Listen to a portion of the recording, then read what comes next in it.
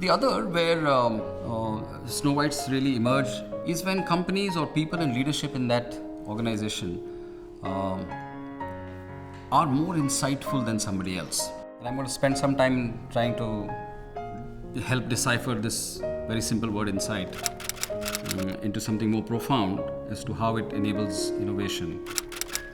You can imagine the people who create ideas and sell ideas. So that's one world. And then there are people who buy ideas or accept ideas. That's one world. So what I find is that people who create and sell ideas, they spin a lot faster. The speed of creation of those ideas is much faster than the people who accept ideas. This is a slower movement. It's an evolutionary movement. Whereas companies spend a lot of time, money, energy and investments into creating a faster cycle of ideas. Now, this is not going to change over a period of time. But what is an insight? An insight is something which allows for bridging the evolution and the speed of movement of people who accept ideas and people who want to create ideas. So if you're insightful, you're able to therefore bridge this. It's like a bridge. Now what does the bridge do? It gives you the conviction as to why you are going to succeed with your ideas. In the absence of that conviction, you'll find tons of companies who create ideas which don't succeed, or they end up like pigs. And especially for business communities or even other communities, whether it's a social sector or government sector, everyone who's in the business of creating new ideas and new thoughts must be able to build it on an insight. And there are various ways in which you build insights. When you look at an opportunity, if you can see the opportunity, so can your neighbor, so can your competitor. So many people can see it. Do you have an insight into that opportunity, which tells you that why will you succeed in that? To quote an example, in the late 2006-07, the entire lot of businesses in India, large houses which opened up these large retail stores to address the opportunity of retail solutions. India still needs a lot of retail solutions.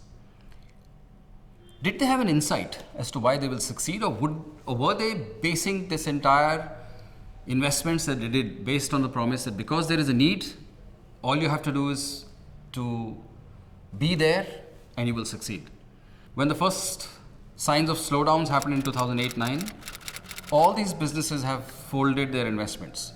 I remember sitting with some of them talking about we'll open 500 stores next year and 500 stores next year. They're gone. They're probably living with just 5, 10, 15 stores that they had opened up. So great insights don't come by understanding something too much. Great insights are about a worldview. So how do we create a worldview, which is a broader worldview? Does your team, does your leadership build that worldview?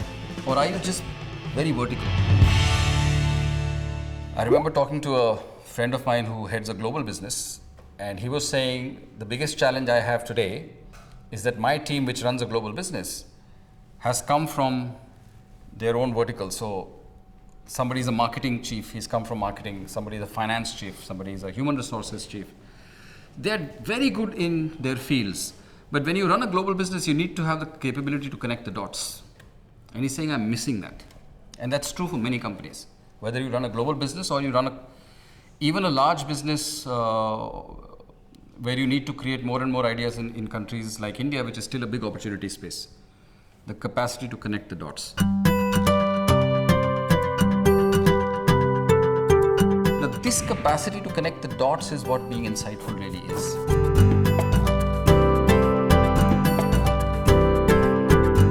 So there are two things that I'm talking about.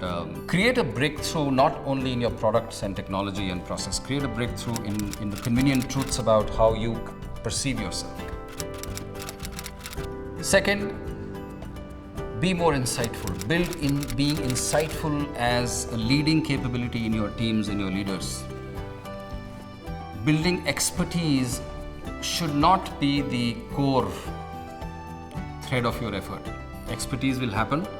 Once you have these two things happening in your company, the chances that more Snow Whites are emerging is higher. Now, to be able to succeed in those Snow Whites, you also need to pursue those projects/agendas differently.